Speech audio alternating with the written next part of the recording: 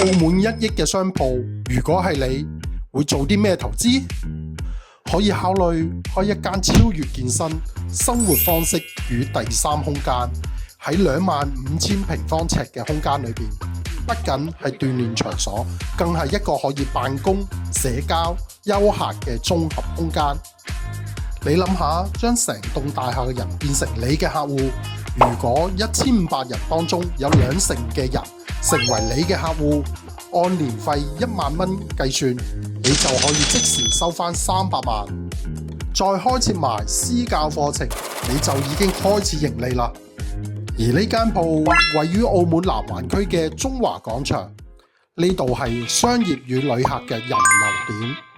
而呢間健身嘅空間就係打造精英，入嚟嘅人都變成型男索女。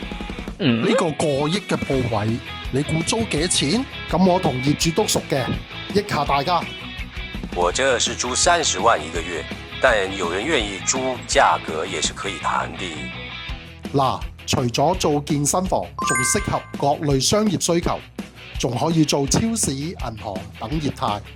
如果呢間鋪喺你手上邊，你又會做啲咩呢？不如一齊討論下。